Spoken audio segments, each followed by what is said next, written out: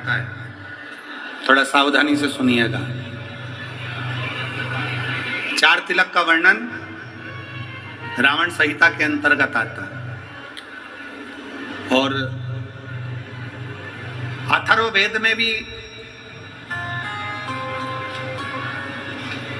कुछ वृक्षों की फल पत्ती का वर्णन आता है, उसका भी स्मरण इस कथा के माध्यम से।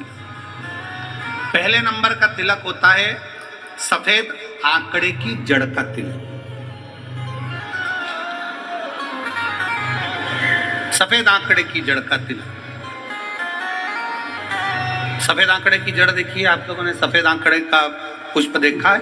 हम आस्था चैनल वालों से भी निवेदन करेंगे कि कथा में जिस जिस तिलक का वर्णन किया जाए उसके पौधे का दर्शन भी कराएं, जिससे लोगों को मार्गदर्शन मिले कि कौन सा पौधा बोला जा रहा है। सफेद आंकड़े की जड़ का तिलक, और यही सफेद आंकड़े की जो जड़ होती है संतान प्राप्ति के लिए तुमरुकेश्वर का नाम लेकर कमर में लाल धागे में बांधा जाता है, जैसा आप लोग पहले कथाओं के माध्यम से श्रवण कर चुके हैं। एक होता है और किस लिए लगाया जाता है, तो शिव महापुराण की कथा कहती है जिस दिन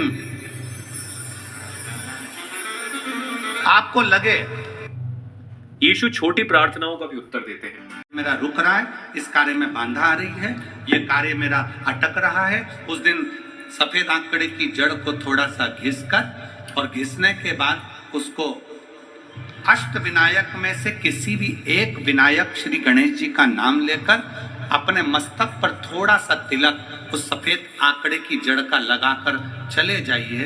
वो कार्य आपका सफल होकर ही रहेगा, भले 8 दिन लग जाएं, 10 दिन लग जाएं, पर सफलता उस कार्य में मिलती जरूर। पहले नंबर पर आता है सफेद आंकड़े की जड़ का तिलक। दूसरे नंबर पर अपामार्ग की बीज का तिलक। अपामार्ग एक पौधा होता है, आप लोग टीवी पर उसका दर्शन कर रहे होंगे, एलईडी पर आप देख रहे होंगे।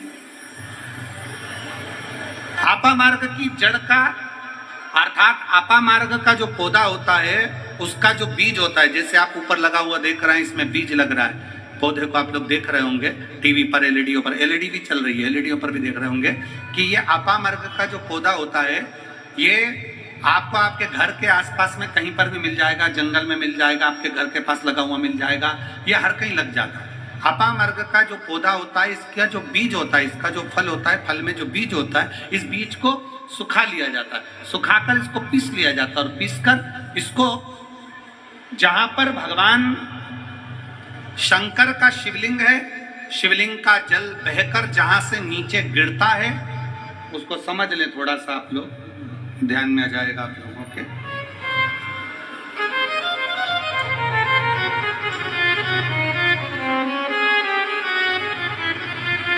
इधर देखिए, शिवलिंग की ओर ध्यान देंगे। यहाँ जो व्यासपीठ के सम्मुख में शिवलिंग बना है, यह शिवलिंग, और शिवलिंग के सामने से जो जल बहकर जो जल नीचे की ओर आ रहा है, शिवलिंग के सामने से जल बहकर जो नीचे की ओर आता है, ये जो भाग होता है, इस भाग पर अपामार्ग का जो बीज होता है सूखा हुआ, जिसको आपने पीसा है, उसको यहाँ लगा दिया जाता है, उसी को वापिस लेकर आया जाता है और उस बीज का जो चंदन होता है, जिसको अपन पानी में मिलाकर सिर पर लगाते हैं, कोई व्यक्ति आपका अगर धन लेकर चले गया, कोई व्यक्ति आपकी संपदा लेकर चले गया, कोई कार्य आपका बहुत दिन से कोर्ट में, अदालत में चल रहा है, लगभग 1 महीना इसका तिलक लगाना चालू कर दीजिए, दूसरे महीने में आपका धन आपके घर पर जरूर आएगा और आपका कार्य पूर्ण जरूर होगा। अपामार्ग का बीज का चंदन तिलक, अपामार्ग का तिलक हमें सुख प्रदान करता है। तीसरे नंबर पर होता है दुर्वा।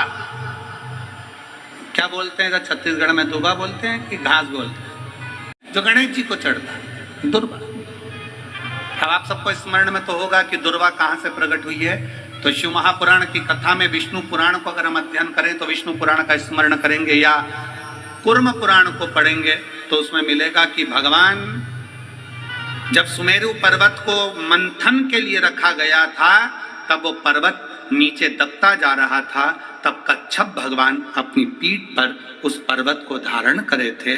कच्छप भगवान जब पीठ पर धारण करे तो समझ लो भगवान नारायण की जंघा पर ही वो पर्वत रखा हुआ था, जिसको घर्षण किया जा रहा था, घर्षण किया।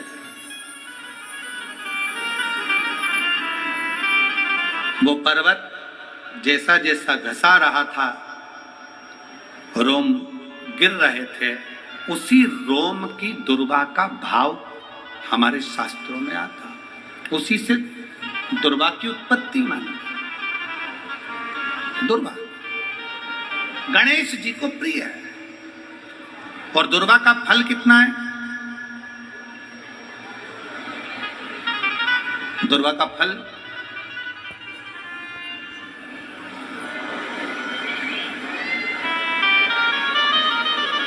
जब एक असुर ने उत्पात मचाया और गणेश जी के पास सूचना गई, तो गणेश जी ने उस असुर को निगल लिया था।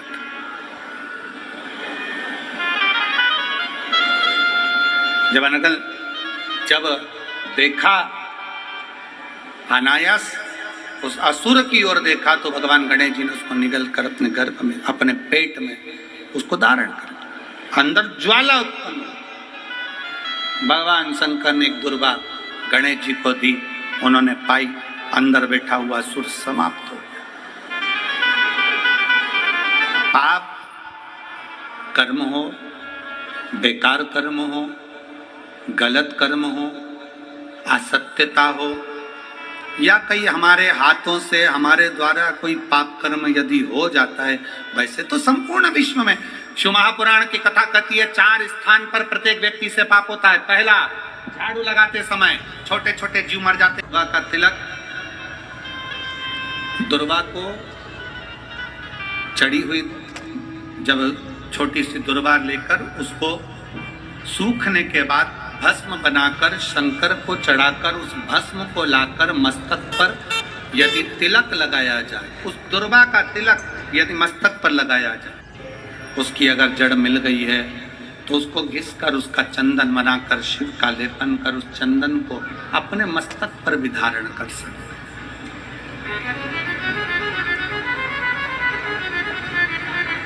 क्या होगा उससे? तो कहा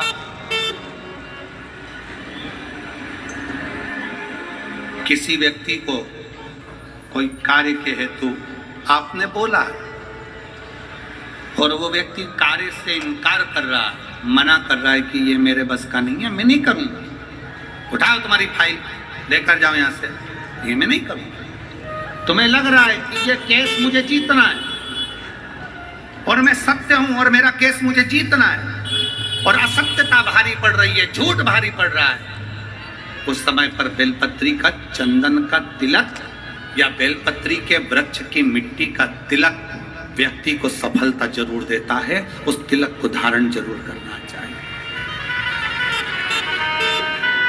उस तिलक को जरूर।